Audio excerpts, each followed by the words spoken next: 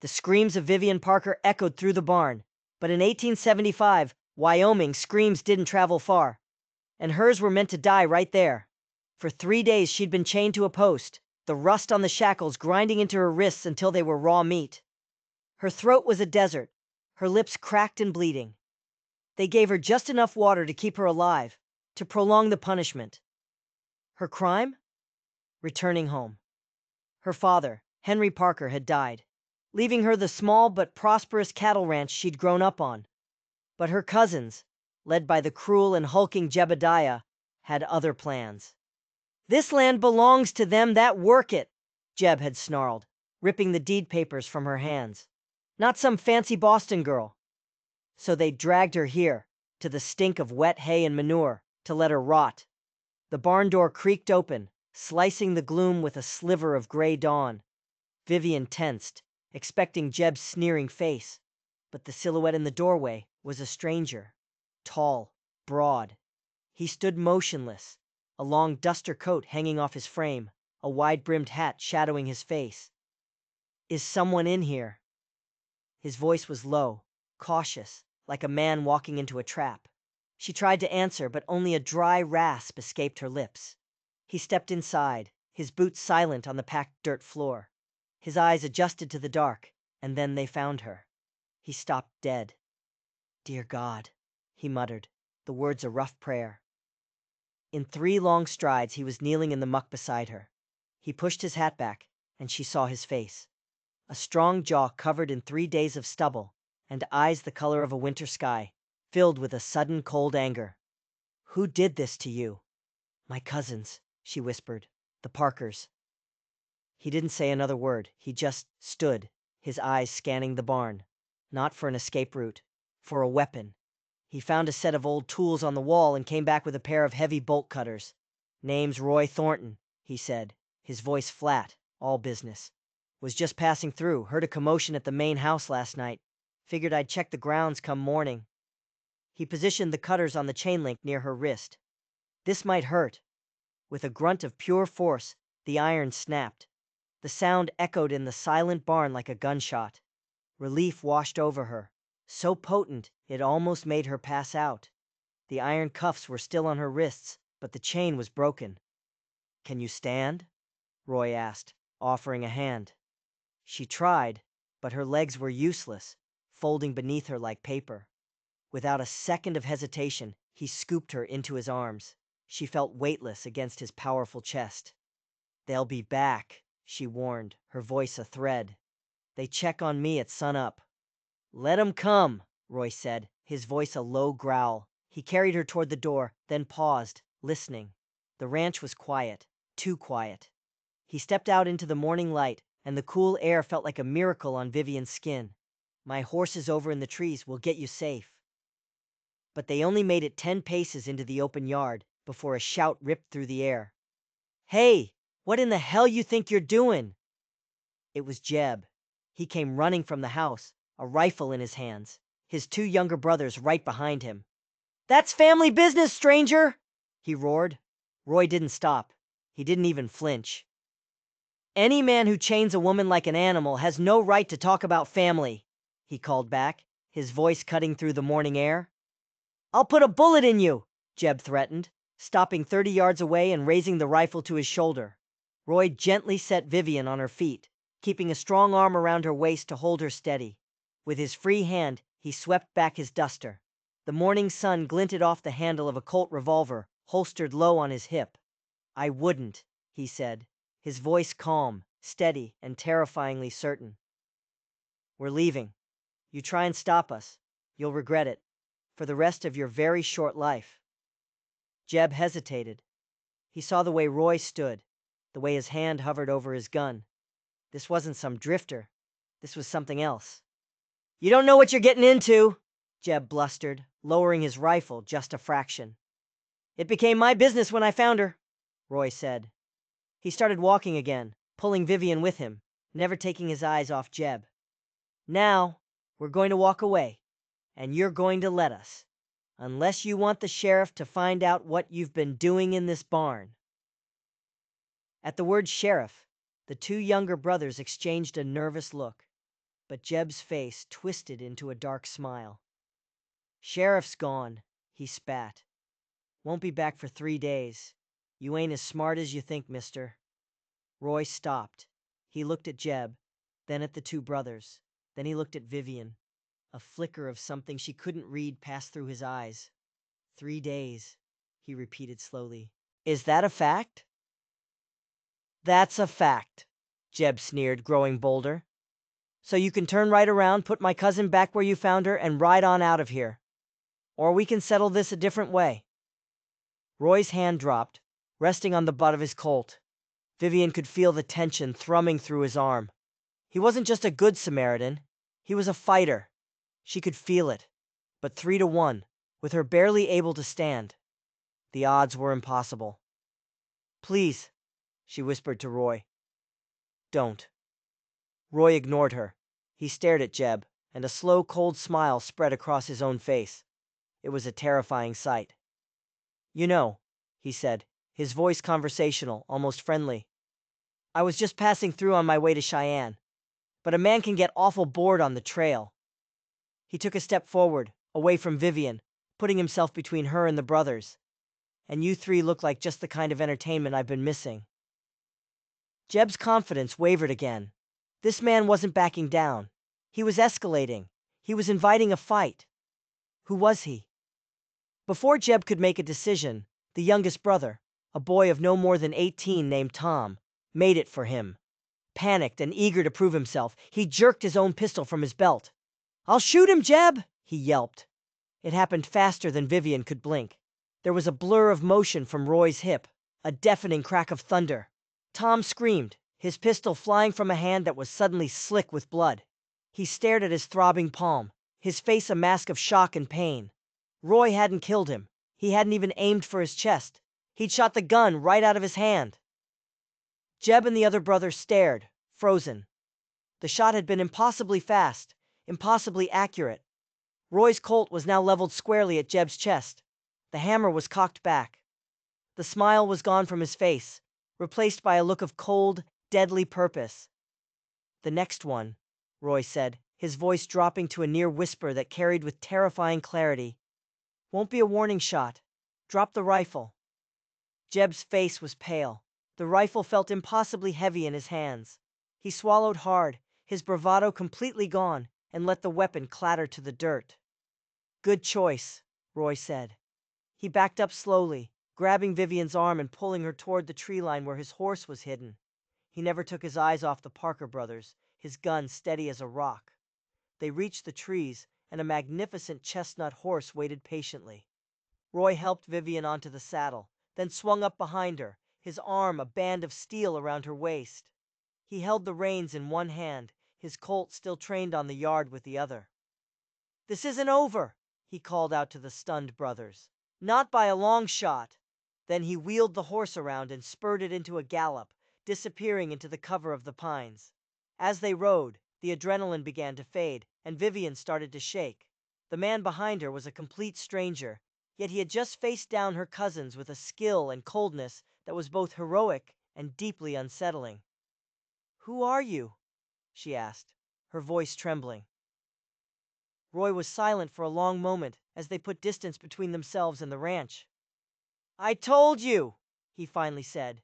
"Just a man passing through." But Vivian knew, with a certainty that chilled her to the bone, that was a lie. No ordinary drifter moved like that, shot like that. She was being rescued, but she had no idea who her rescuer was, or what he really wanted. The town of Sweetwater was a welcome sight. Roy took her straight to the doctor's office.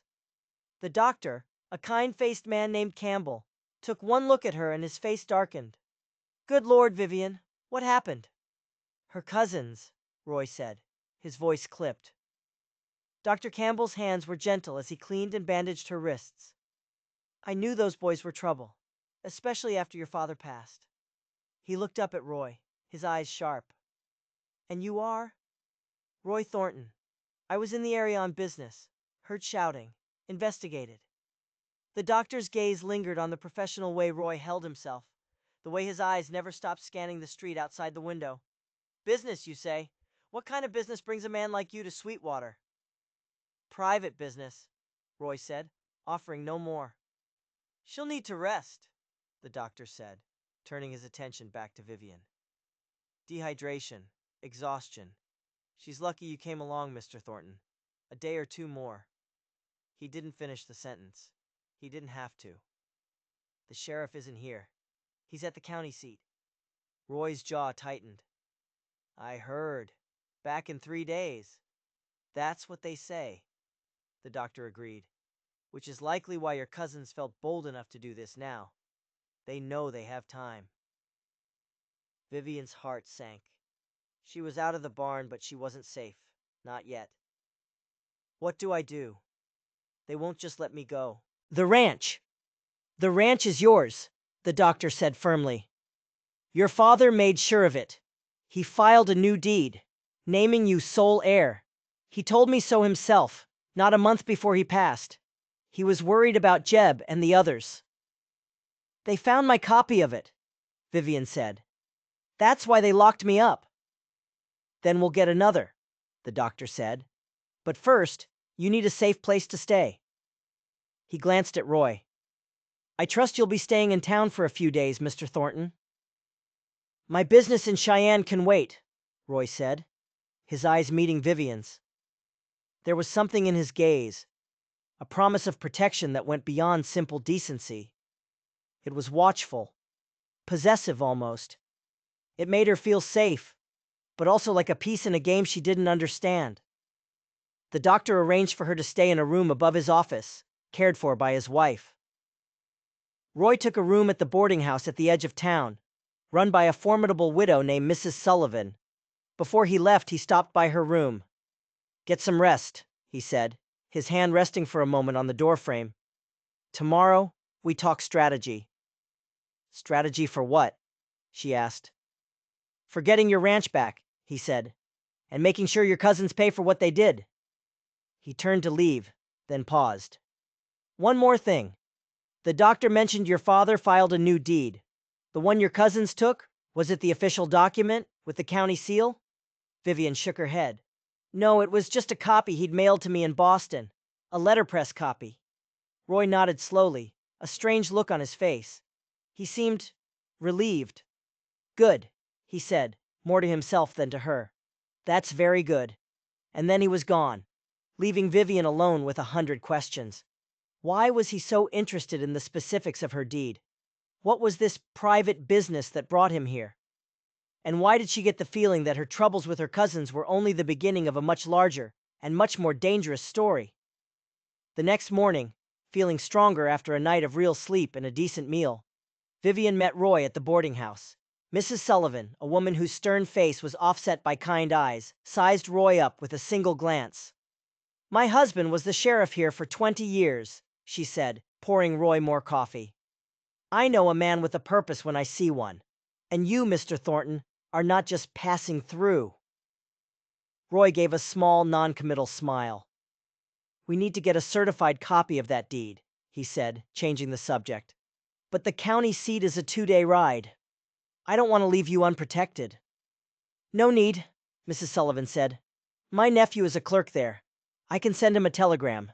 He's visiting this weekend anyway. He can bring it with him. Hope surged in Vivian's chest. It seemed so simple. But Roy's expression was thoughtful. That's a good plan. But we can't just sit and wait for 3 days. Jeb knows you're here. He's not going to do nothing. What do you suggest? Vivian asked. We go on the offensive, Roy said. We walk through town. We let people see you. We let them see your bandaged wrists. We tell your story. A town's opinion can be a weapon just as powerful as a gun. Your cousins thrive because people are afraid of them. We need to make them ashamed. It was a bold plan, and it terrified her. But looking at Roy's confident face, she found her own courage. All right, she said. Let's do it. Their walk down Sweetwater's main street was exactly as Roy predicted. People stopped and stared. Whispers followed them like a breeze. Outside the general store, a man named Earl Dawson, a known friend of the Parkers, spat tobacco juice near her skirt. Heard you had a falling out with your kin, Miss Parker? Before Roy could step in, Vivian found her voice. You could call it that, Mr. Dawson. My cousins believe a woman shouldn't own land. They tried to express that opinion with chains. A murmur went through the small crowd that had gathered. Just then a woman bustled out of the store. Martha Wilson, she said, her arms full of packages. Vivian, dear, I was your mother's closest friend. Her eyes fell to Vivian's wrists. Is it true what they're saying? Yes, Vivian said, her voice clear and strong. They locked me in the barn for 3 days, all because of my father's will. The sentiment in the crowd began to shift. These weren't just rumors anymore. This was Henry Parker's daughter standing right in front of them, confirming the horrific story. Their walk was interrupted when the doors to the saloon swung open. Jeb Parker stood there, his face a thundercloud. He'd clearly been drinking. There you are, he snarled, stalking towards them, hiding behind your hired gun. Roy moved slightly in front of Vivian. Go home, Jeb. Sleep it off. This ain't your town, Thornton, Jeb spat. And that ain't her ranch.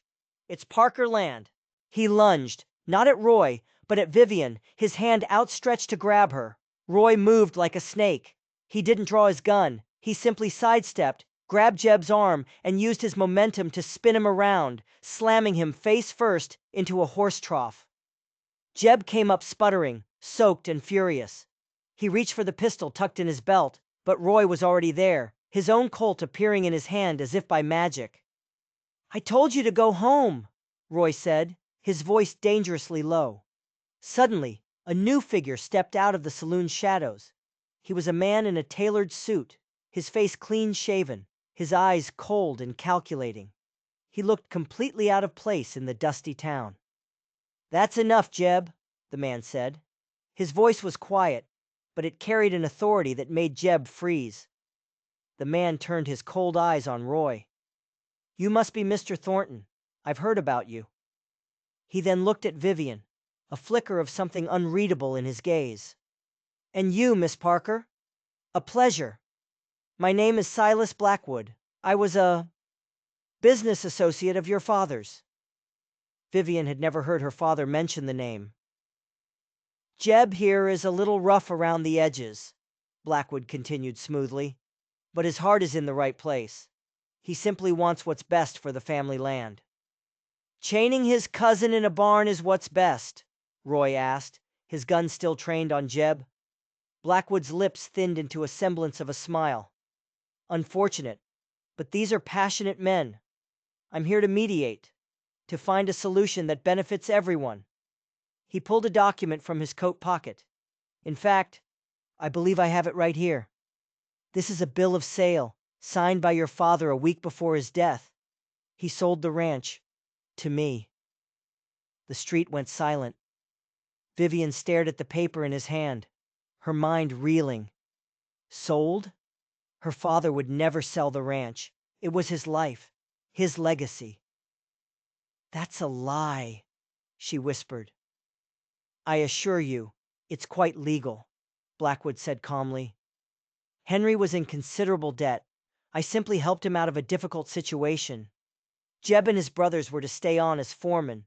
You, Miss Parker, were to receive a small stipend, a very generous offer, under the circumstances. Roy looked from the paper to Blackwood's smug face. Let me see it, he said. Blackwood held it out. Roy took it, his eyes scanning the document. He looked at the signature. Then he looked at Vivian. I'm sorry, Vivian, Roy said, his voice flat. He handed the paper back to Blackwood. The signature looks genuine.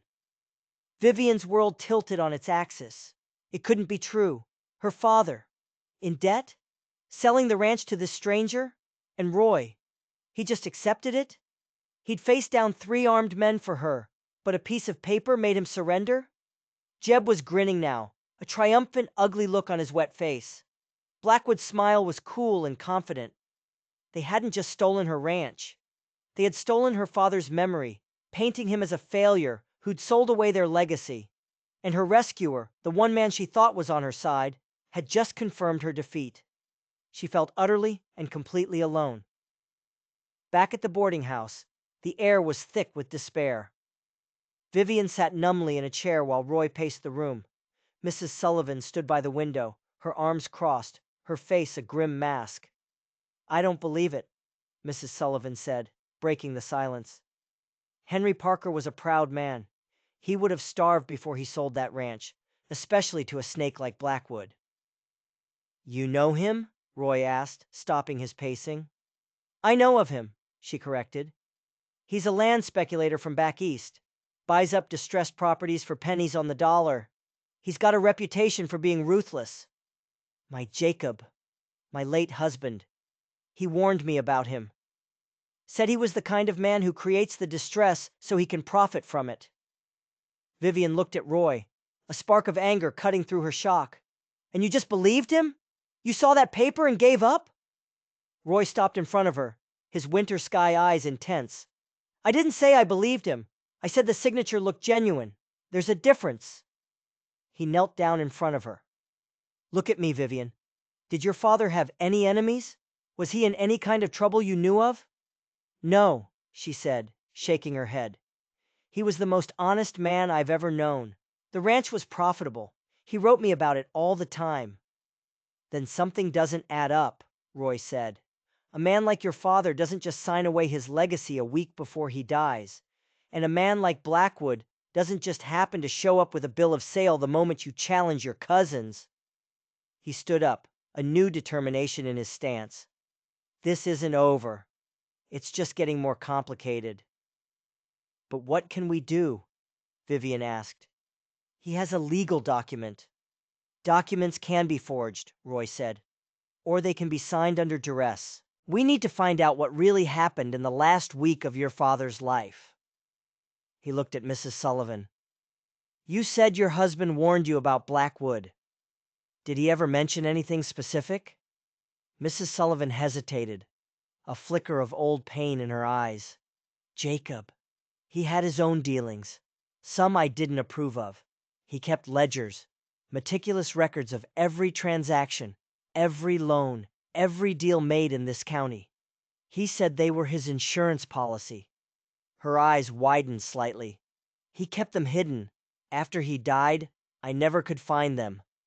A new path had just opened up. A long shot, but it was something." "Where would he hide something that important?" Roy asked. "He had an old office behind the jailhouse," she said. "It's been boarded up for years. He spent more time there than he did at home." Suddenly there was a frantic knock on the boarding house door. Mrs. Sullivan went to answer it, and returned a moment later with Dr. Campbell, who was out of breath and pale. "It's the ranch," he panted. "Blackwood sent Jeb and his brothers back out there, with a dozen of his own hired men. They're fortifying the place. And they set fire to the barn." Vivian cried out, her hand flying to her mouth. The barn her father had built with his own hands. "They're sending a message," Roy said, his voice grim. "They're erasing every trace of your father, and they're daring us to try and stop them." He looked at Vivian, his eyes hard as flint. "Blackwood isn't just a speculator, he's a thief, and he's not just stealing your land, he's trying to steal your past." He walked to the window and looked out at the town, which now seemed hostile and full of unseen enemies. "We need to get into that old sheriff's office," he said. "If there's a ledger, it might have the answers. But we'll have to be careful. Blackwood has men everywhere now, and he just proved he's willing to burn down anything that gets in his way." The fire wasn't just an act of destruction. It was a declaration of war, and Vivian Parker, who just yesterday was a victim in chains, was now standing on the front lines. That night, under the cover of a moonless sky, Roy and Vivian slipped out of the boarding house. The town of Sweetwater was eerily quiet, but it felt like 100 eyes were watching from the darkened windows. Roy led the way, moving through back alleys and shadows with a practiced ease that spoke of a life spent avoiding attention. Vivian's heart pounded against her ribs, a frantic drumbeat of fear and adrenaline. The old sheriff's office was a small, dilapidated building behind the jail, just as Mrs. Sullivan had described. The windows were boarded up, and a heavy, rust-eaten padlock secured the door. "Stay here. Keep watch," Roy whispered, pressing Vivian into the shadows of the adjacent wall. He pulled a small leather pouch from his duster, and from it, he produced a set of slender metal picks. Vivian stared. Bolt cutters, a lightning-fast draw, and now lockpicks. The list of skills possessed by this man passing through was growing stranger by the minute. He worked on the lock with intense concentration. The only sound was the faint rhythmic scrape and click of metal on metal. After what felt like an eternity, there was a soft thunk, and the lock sprang open. Roy eased the door open just enough to slip inside, then gestured for Vivian to follow.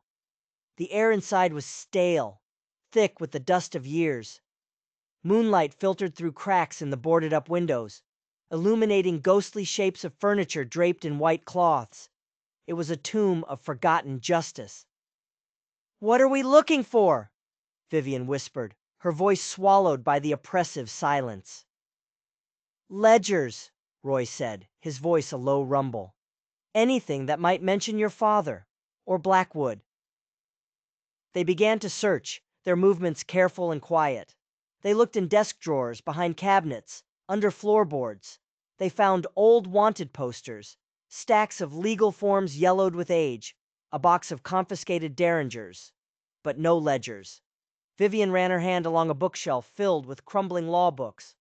Her fingers snagged on something, a book that was slightly out of place. She pulled it out. It was a thick, heavy volume on territorial statutes, but as she held it, she realized it was too light. The cover felt hollow. She pried it open. The pages had been carved out, creating a secret compartment, and nestled inside was a small, leather-bound book. "Roy," she breathed, "I think I found it." He was at her side in an instant. He took the book and opened it. The pages were filled with the former sheriff's spidery handwriting. It was a record of names, dates, and figures. A meticulous account of the county's secret life. Roy lit a match, the sudden flare of light making them both flinch. He scanned the pages, his finger tracing the lines of ink. His breath hitched. "Here," he said, his voice tight. "Look." He pointed to an entry dated just 2 weeks before her father's death. It read, "Henry Parker. Loan collateralized against ranch deed. Lender, S. Blackwood. Amount, $5,000. Vivian's blood ran cold. "A loan? My father would never." "Keep reading," Roy urged. The next line was even more chilling. A notation in the margin, written in a shakier hand. "Loan forced. Blackwood holding Parker's secret. Something from the war." The war. Her father had served with the Union cavalry, just like Roy. But he never, ever spoke of it. It was a locked room in his memory, and now it seemed Blackwood had found the key. He hadn't bought the ranch. He'd blackmailed her father for it. Suddenly, they heard a sound outside, the crunch of boots on gravel. Roy extinguished the match in an instant, plunging them back into darkness. He pulled Vivian down behind the large oak desk, his hand clamping over her mouth to stifle her gasp. His other hand drew his Colt, the soft click of the hammer being cocked back echoing in the small room. Through a crack in the boarded window, they saw the glow of a lantern. 2 of Blackwood's men were making a patrol. "Boss said to check this old place out," one of them grumbled. "Said that drifter Thornton is too smart to sit still." "Waste of time," the other one said. "He's probably halfway to the next county by now, with the girl in tow." They stopped right outside the door. Vivian could hear the jingle of their spurs. Her heart felt like it was going to explode. One of them reached for the doorknob. He jiggled it. The broken padlock, which Roy had hastily put back in place, held for a moment, then fell to the ground with a loud clang. The door creaked open. A beam of lantern light sliced through the darkness, sweeping across the room. It passed inches above their heads as they huddled behind the desk. Roy's arm was a rigid bar of muscle across her back, his gun pointed steadily at the doorway. He was ready to kill them both to protect her, to protect the ledger. The light swept the room one more time. "See? Nothing," the second man said. "Just dust and ghosts. Let's go." The door closed. Their footsteps faded into the night. Vivian let out a breath she didn't realize she'd been holding. She was shaking uncontrollably. Roy waited a full minute, listening, before he finally relaxed his grip. "That was too close," he whispered. "We have what we came for. Let's go." They slipped out of the office and back into the shadows, the small leather ledger clutched in Vivian's hands. It wasn't just proof. It was a weapon. But it was a weapon that could get them both killed. And as they hurried back to the safety of the boarding house, Vivian realized something else. Roy Thornton wasn't just a drifter. His questions, his skills, his knowledge of Silas Blackwood, they all pointed to something more. He hadn't just stumbled into her life. He had been looking for something, and she had a sinking feeling that his search had started long before he ever found her chained in that barn. Safely back in their rooms at the boarding house, with Mrs. Sullivan standing guard at the door, they examined the ledger more closely under the dim light of an oil lamp. The single entry about her father was damning, but it was what they found scattered across the other pages that painted an even darker picture. Silas Blackwood's name appeared again and again, linked to dozens of land deals, always with Sheriff Sullivan acting as the intermediary. It was a pattern of coercion and intimidation, a systematic takeover of the entire county, one struggling rancher at a time. The late sheriff hadn't been a keeper of the peace. He'd been Blackwood's enforcer. "My Jacob," Mrs. Sullivan whispered, her face ashen as she stared at the proof of her husband's corruption. "I knew he had his secrets, but this is a conspiracy." "It's more than that," Roy said, his finger resting on a series of entries detailing arms shipments to a remote corner of the county. "This is about power. Blackwood isn't just buying up land. He's building an army." Vivian looked at him, the question finally bubbling to the surface. "Who are you, Roy? You're no drifter. You know too much. You fight like a trained soldier, not a cowboy." Roy let out a long sigh, running a hand through his hair. He looked from Vivian's searching face to Mrs. Sullivan's wary one. The time for lies was over. "My name is Roy Thornton," he said, "and I'm an agent with the Pinkerton National Detective Agency." The room fell silent. Pinkertons. They were famous, or infamous depending on who you asked. Hired by railroad barons and governments to solve impossible cases, to hunt down the most dangerous outlaws. They were relentless, and they operated outside the normal boundaries of the law. "I was sent here from the Cheyenne office," Roy explained. "We've been tracking Blackwood for months. He's wanted for fraud, extortion, and suspected murder in 3 different territories. Every time we get close, he slips away, leaving a trail of ruined lives behind him. We had intelligence that he was operating in this county, using a local lawman as his partner." "My husband," Mrs. Sullivan said, her voice flat. Roy nodded grimly. "I was sent to investigate Sheriff Sullivan, to find proof of his connection to Blackwood.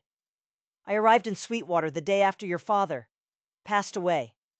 I was posing as a drifter, gathering information, when I heard stories about the Parker girl who'd come back from Boston to claim her inheritance, only to run up against her cousins."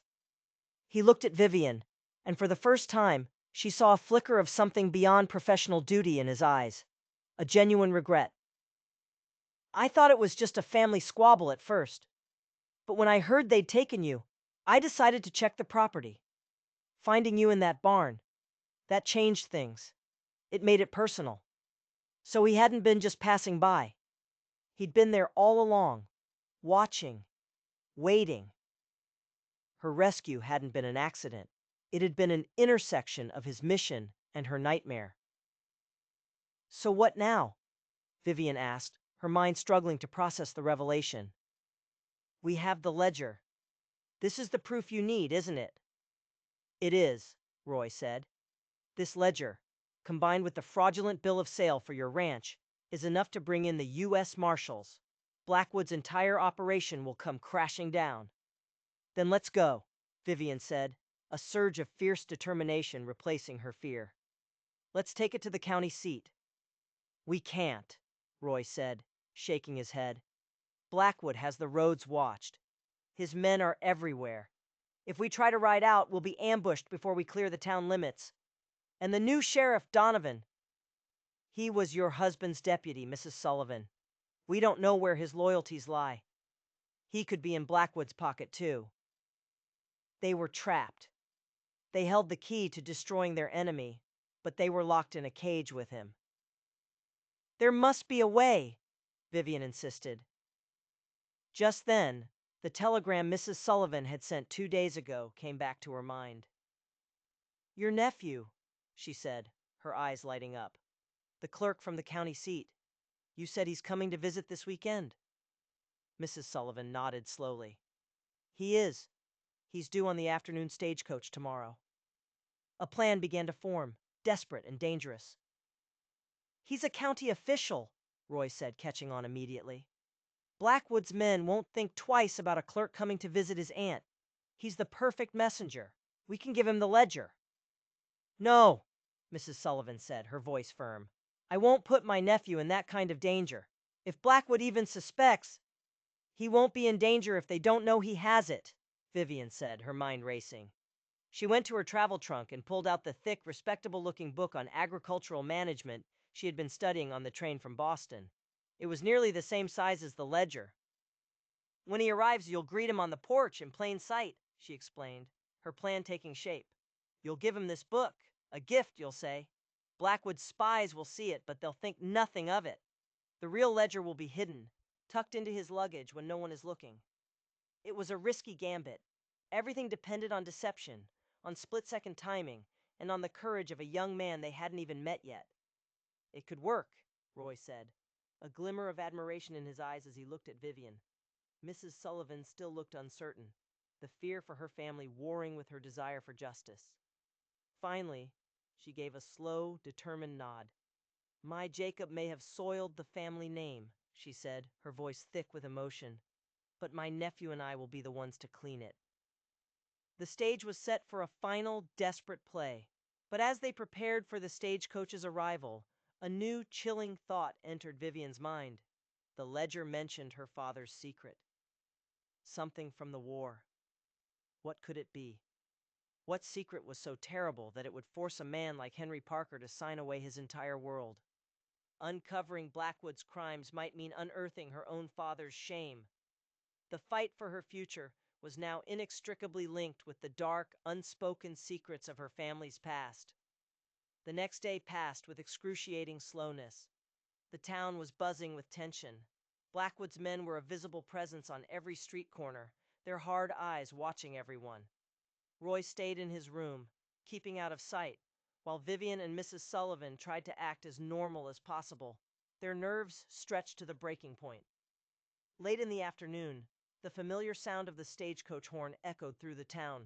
It's time, Mrs. Sullivan said, her hands trembling slightly as she picked up Vivian's heavy textbook. They moved to the front porch of the boarding house, a strategic position visible from the main street.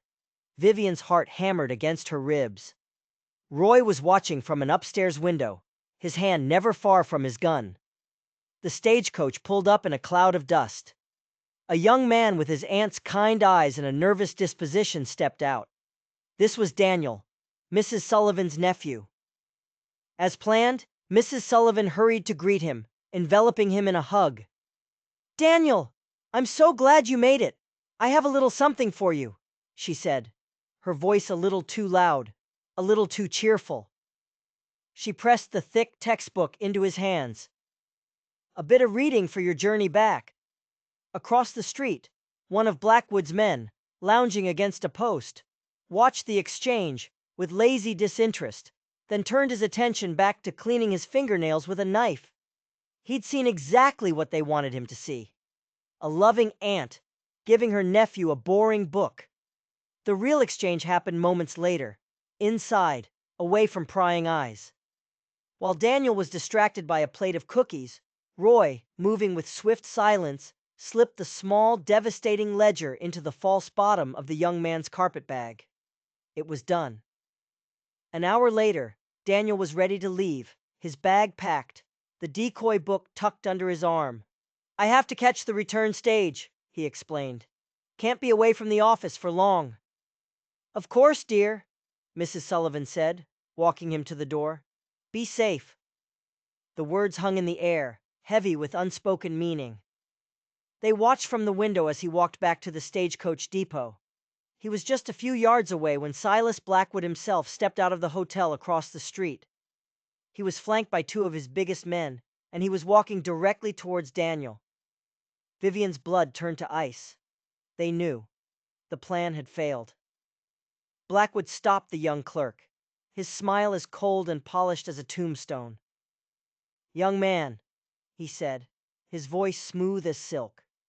"A moment of your time." Daniel froze, his face pale with fear. "I understand you work at the county clerk's office," Blackwood said. "I have some legal documents that need to be filed. I was hoping you might deliver them for me, to save me the trip." He held out a thick envelope. It was a test, a trap. If Daniel refused, it would seem suspicious. If he accepted, Blackwood might insist on putting the envelope in his bag himself, where he would surely discover the ledger. Inside the boarding house, Roy drew his gun. "If he makes a move for that bag, I'm ending this now," he growled. But Daniel, despite his fear, proved to be smarter than they'd given him credit for. He smiled a wobbly, nervous smile. "Of course, Mr. Blackwood. I'd be happy to. But my bag is quite full." He gestured to the textbook under his arm. "My aunt insists I broaden my horizons." He then patted the pockets of his coat. "I can put your papers right here in my coat pocket. They'll be perfectly safe with me." It was a brilliant move. He'd offered a plausible reason not to open his bag, and a safe alternative. Blackwood's eyes narrowed for a fraction of a second. He studied the nervous young man, then seemed to make a decision. "Very well," he said, handing the envelope over. "See that they get to the right person." He turned and walked away without another word. Daniel practically ran the rest of the way to the stagecoach. They watched until it was a small speck on the horizon, carrying their only hope with it. They had passed the first test, but the danger was far from over. That evening, as Vivian and Roy sat in the parlor, the gravity of their situation settled in. The ledger was on its way, but it would be 2 days before it reached the U.S. Marshals, and another 2 or 3 before help could arrive. They were stuck in Sweetwater for nearly a week, with a man who would not hesitate to kill them. "We need to know what he was holding over your father," Roy said, his voice low. "The ledger just said something from the war. That's not enough. If we're going to face him, we need to know all of his secrets, not just the ones in that book." Vivian thought of her father's study back at the ranch, the one room her cousins had torn apart more than any other. "There might be something at the house," she said. "My father kept everything. Letters, journals. If there's an answer, it would be there." "It's too dangerous," Roy said immediately. "The ranch is an armed camp." "We have to try," Vivian insisted. "I can't let Blackwood destroy my father's name. I have to know the truth." Roy looked at her, at the fire in her eyes, and he knew he couldn't stop her. "All right," he said, "but we do it my way. We go tonight, and we go in silent." A few hours later, they rode out of town, not on the main road, but through the dark, rolling hills, using the terrain for cover. Roy had procured 2 dark horses, and they moved like ghosts through the Wyoming night. As they crested the last hill overlooking her home, Vivian's heart broke. The blackened skeleton of the barn stood like a tombstone against the starry sky. Lights burned in the windows of her house, a house now occupied by her enemies. Armed guards patrolled the perimeter. "How are we going to get in?" she whispered. Roy pointed to the back of the house, toward the small stone chimney that rose from the kitchen. "Your father was a smart man," he said. "He built this place to last. Stone foundation, thick walls. But every fortress has a weakness." He looked at her. "When you were a girl, did you ever help your mother in the kitchen? Was there a wood box? One that passed through the wall so it could be filled from the outside?" Vivian's eyes widened. She remembered it vividly. A small hinged door on the outside wall leading to a box by the hearth that held the firewood. "It was small, but I think I could fit," she said. "I know you can," Roy said. "I'll create a diversion on the far side of the property. Draw the guards away. You'll have 5 minutes. Get to your father's study, find what you're looking for, and get out." Meet me at the old oak tree by the creek. It was insane, but it was their only chance. Roy squeezed her hand, his grip firm and reassuring. Be safe, Vivian. Then he melted into the darkness. Vivian waited, her heart pounding a frantic rhythm against her ribs. Minutes stretched into an eternity. Then, on the far side of the ranch, a single gunshot cracked the silence. Shouts erupted. The guards, distracted, ran towards the sound. This was her chance. She scrambled down the hill, moving low and fast. She reached the back of the house, her hands searching the cold stone for the small wooden door. She found it, the rough-hewn wood familiar under her fingertips. She pulled it open. Sucking in a breath, she squeezed herself through the narrow opening, tumbling into the woodbox on the other side. She was in. She crept out of the kitchen, her stockinged feet making no sound on the wooden floors. The house was quiet. Most of the men were outside, searching for the source of the gunshot. She moved down the hallway to her father's study. The door was ajar. She pushed it open and slipped inside. The room was a disaster, papers strewn everywhere, books pulled from shelves. Her cousins had been thorough in their search, but they didn't know her father like she did. She went to his large oak desk. She ignored the drawers, the hiding places a man might use. Instead, she knelt and felt along the bottom of the front panel, the part that faced the chair.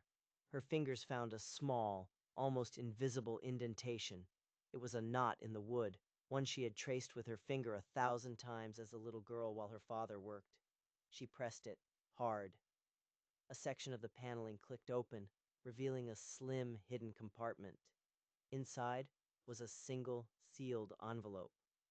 Her name was written on the front in her father's familiar, steady hand. Her hands trembled as she broke the seal. Inside was a letter, and tucked behind it, a folded, yellowed piece of paper. She opened the paper first. It was a military commendation, but it wasn't for her father. It was for a corporal named Silas Blackwood. It praised his bravery during a brutal battle, a battle her father had fought in. But it was the second paragraph that made her gasp. It described how Corporal Blackwood, at great personal risk, had executed 3 of his own men for desertion in the face of the enemy, an act that had prevented a full-scale rout. It was signed by the commanding officer, Captain Henry Parker. She turned to the letter. My dearest Vivian, it began.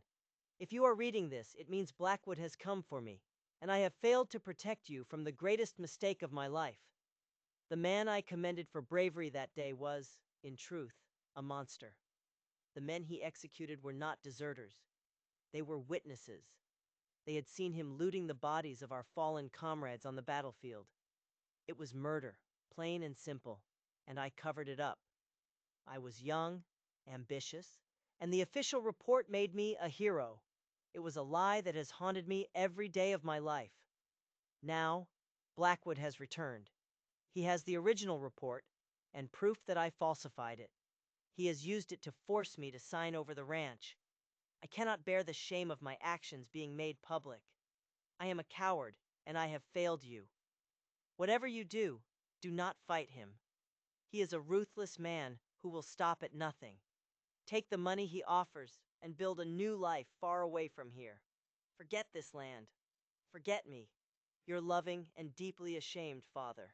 Tears streamed down Vivian's face as she read the confession. Her father wasn't a failure.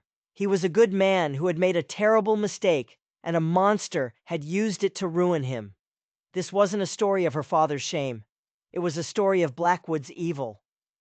Suddenly, she heard heavy footsteps in the hallway. She shoved the letter and the commendation into her dress, just as the study door swung open. It wasn't one of the guards. It was Jeb Parker. And in his hand, he held a lantern, its light throwing his triumphant, sneering face into sharp relief. Well, well, well, he drawled, his eyes locking onto hers. Look what the cat dragged in. I knew you'd come back for your daddy's secrets. Vivian froze, trapped in the lantern's glare like a cornered animal. Jeb took a step into the room, a slow, menacing grin spreading across his face. The house was silent around them.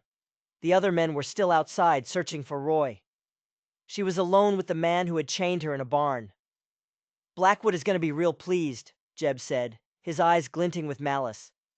He told me to keep an eye on this room, said you had a sentimental streak. He took another step, blocking the doorway. There was no escape. What do you want, Jeb? Vivian asked, her voice shaking but firm. What I've always wanted, he sneered. This ranch, and a little respect. You and your father, always looking down on us, with your fancy education and your high and mighty ways. He gestured around the trashed room. We looked everywhere for what Blackwood was talking about. Some kind of proof from the war. Never could find it. But you. You walked right to it, didn't you? His eyes dropped to the front of her dress, where the papers created a faint bulge. Hand it over, cousin, and I might just let you walk out of here. She knew it was a lie. He would never let her go. She backed away slowly, her mind racing. The desk was behind her, the heavy oak chair. A letter opener lay on the floor amidst the scattered papers. It wasn't much of a weapon, but it was something. As her hand reached behind her, fumbling for the small blade, a floorboard creaked in the hallway behind Jeb. Jeb spun around, startled. Who's there? No one answered. He took a hesitant step out of the study, peering into the darkness. Luke, is that you? Suddenly, a shadow detached itself from the deeper shadows of the hall. A hand shot out, grabbing Jeb from behind, clamping over his mouth. Another arm wrapped around his throat. Jeb struggled, his lantern crashing to the floor, plunging the hallway into near darkness. There was a brief, violent struggle, a sickening crunch, and then Jeb's heavy body slumped to the ground. Roy Thornton stepped over him and into the study, his face grim in the faint moonlight. I told you to meet me by the creek, he said, his voice a low growl of controlled anger. I had to know, Vivian whispered, her entire body trembling with the aftershock of the confrontation. Did you find it? He asked. She pulled the papers from her dress and handed them to him. He read them quickly, his expression hardening with each line. Murder, he said, his voice barely a whisper. He's been a killer from the start. He looked at Jeb's unconscious form on the floor. We have to go. Now. The others will be back any second. They slipped out the back of the house, melting back into the night. They reached the creek and their waiting horses, and didn't stop riding until the lights of the Parker Ranch were long gone. They rode in silence for a while, the horrific truth of her father's letter settling between them. Finally, Vivian spoke, her voice choked with emotion. He thought he was a coward. He was a man who made a mistake and paid for it his whole life, Roy said, his voice softer than she'd ever heard it. Blackwood is the coward. He preys on good people's secrets. He reined in his horse, turning to face her in the darkness. This changes everything, Vivian. This isn't just about your ranch anymore. The U.S. Marshals will want Blackwood for fraud and extortion. But with this, he tapped the letter in his coat pocket, the Army will want him for murder. There will be no escape for him. They reached Sweetwater just before dawn, exhausted, emotionally drained, but armed with the final piece of the puzzle. They had the motive. They had the proof of the original crime. But as they stabled their horses, a new, terrifying thought occurred to Vivian. The ledger was gone, on its way to the marshals. And her father's confession was now in Roy's possession. She had no proof of her ownership of the ranch, or of Blackwood's crimes. All of it was with other people. What if Daniel, the terrified young clerk, lost his nerve and destroyed the ledger? And more importantly, what did Roy, the Pinkerton agent, intend to do now that he had what he needed? His mission was to bring Blackwood to justice. He had never said anything about getting her ranch back. He had the confession. His case was made. Was his interest in her and her problems now at an end? He had saved her life, but he was still a stranger, an agent on a mission. And she had just realized that she had placed her entire future, her entire world, in his hands. The next 2 days were the longest of Vivian's life.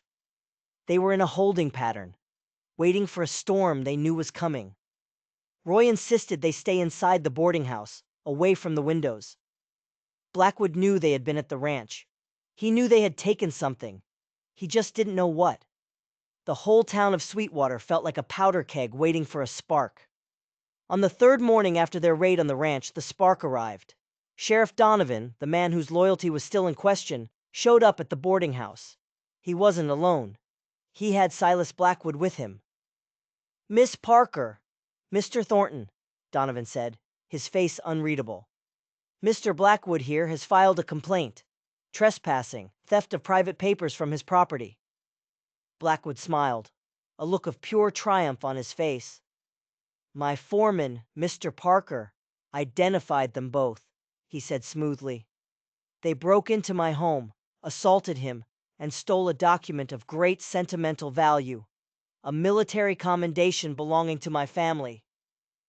He was turning their own evidence against them. He was painting them as the criminals." "That's a lie," Vivian said, her voice shaking with rage. "Is it?" Donovan asked, his eyes on Roy. "I find a man beaten unconscious on the Parker, now Blackwood, ranch. I have a witness. And you two, who have been nothing but trouble since you arrived, were seen riding out of town that night. It doesn't look good." "We had every right to be in that house," Vivian declared. "It belongs to me."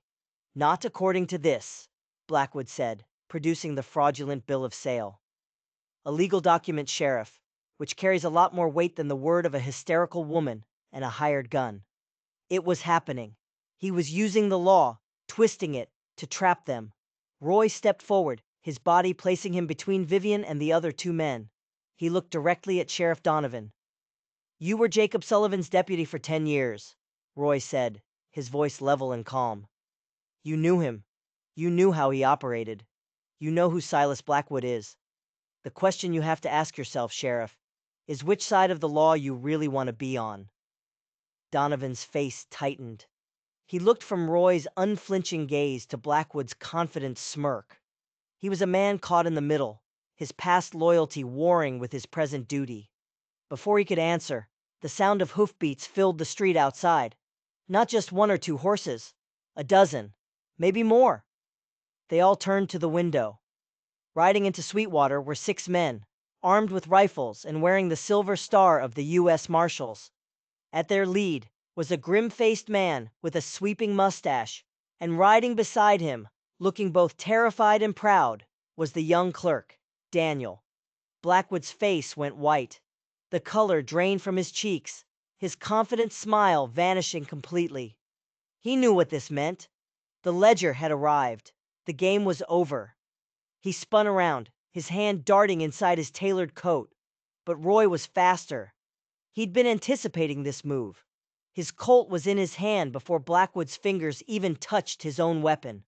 "Don't even think about it," Roy said, his voice cold as the grave. The lead marshal and 2 of his deputies burst through the door, their rifles leveled. "Silas Blackwood!" the marshal boomed. "You are under arrest for fraud, extortion, and on the authority of the U.S. Army, for the murders of 3 Union soldiers in the year 1864. Blackwood stood frozen, his face a mask of disbelief and fury. His empire had crumbled in a matter of seconds. He looked at Vivian, his eyes burning with a venomous hatred. "You!" he spat. "The educated little girl. You should have just run back to Boston." "I'm home, Mr. Blackwood," Vivian said, her voice clear and steady, "and you are trespassing." The marshals hauled Blackwood away in irons. They also arrested Jeb and his brothers, who were found hiding in the hills, and several of Blackwood's hired guns. The whole corrupt enterprise had been decapitated. Sheriff Donovan watched it all, his face a mixture of shock and relief. He looked at Roy. "You knew they were coming." "I was hoping," Roy corrected. He holstered his pistol. "You were about to make a choice, Sheriff. I'm glad for your sake they made it for you." Donovan had the decency to look ashamed. He walked over to Vivian. "Miss Parker, I apologize. Your ranch is yours. I'll see to it personally." Justice had finally come to Sweetwater. It had been brutal and terrifying, but it was here. Later that day, after the dust had settled, Roy and Vivian stood on the porch of the boarding house. The town felt different, lighter. The cloud of fear that had hung over it was gone. "So," Vivian said, looking at the man who had turned her life upside down. "What happens now, Agent Thornton? Do you ride off to your next case?"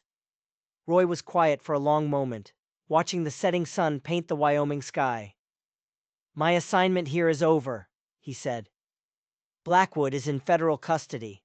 The Pinkerton agency will be very pleased." He turned to face her, and the professional mask was gone. In its place was the man who had held her hand in the dark, who had faced down her enemies, who had believed in her when she couldn't believe in herself. "The agency wants me to report back to Cheyenne," he said. "They're offering me a promotion, a desk job." He gave a small, self-deprecating smile. "I'm not a desk job kind of man." He took a step closer, his eyes searching hers. "I've been drifting for 10 years, Vivian. Ever since the war. Never found a place that felt like home. I wasn't just investigating Sheriff Sullivan when I came here. I was looking for a reason to stop running." He reached out and gently touched her cheek. "I think I found it." Vivian's heart swelled. "What about the ranch?" she asked, her voice a whisper. "It's in ruins. The herd is gone. I can't rebuild it alone." "You're not alone," he said softly. He reached into his pocket and pulled out a bank draft. "This is the back pay the agency owes me. It's not a fortune, but it's enough to buy a new herd, enough to hire some hands, enough to start over." He held it out to her. "I was thinking," he said, a hopeful smile touching his lips, "that the Parker Ranch might be in need of a new foreman, a partner maybe." Tears of joy and relief streamed down Vivian's face. She didn't take the bank draft. Instead, she threw her arms around his neck, and for the first time, she wasn't a client, and he wasn't an agent. They were just a man and a woman who had found each other in the middle of a nightmare and were about to build a dream. 5 years later, the sun set on a very different Parker Ranch, or, as it was now known, the Thornton Parker spread. A new, larger barn stood proud where the old one had been burned. A fine 2-story house, expanded and improved, glowed with warmth. In the distance, a herd of over 500 cattle grazed peacefully. Vivian stood on the porch, her hand resting on her swollen belly, their second child due any day. She watched as Roy played with their 4-year-old son, Henry, in the yard. The boy, who had his mother's dark hair and his father's winter sky eyes, squealed with delight as Roy swung him up onto his shoulders. They had done it. They had rebuilt, not just the ranch, but their lives, creating a small piece of paradise out of ashes and secrets. Roy carried their son up to the porch, his face beaming with a happiness that Vivian knew mirrored her own. "How are my girls doing?" he asked, kissing her gently, his hand coming to rest on her belly. "Your daughter is practicing her kicking," Vivian laughed. They stood together, watching the last rays of sunlight disappear behind the mountains. It was a peaceful, perfect moment, a world away from the darkness that had brought them together. From chains in a filthy barn to this, from a life of lonely wandering to a home filled with love. Sometimes, the most brutal beginnings lead to the most beautiful endings. They had faced down greed, corruption, and the ghosts of the past, and they had won. Not just a ranch, but a future, a family, a life. Their story is a powerful reminder that even in the darkest of times, courage can light a path forward, and justice, no matter how long it takes, will eventually find its way home. If you were moved by Vivian and Roy's fight for justice, and you believe that good can triumph over evil, then do us a favor and hit that subscribe button. We have so many more incredible stories to share with you, and you won't want to miss a single one. Thanks for watching.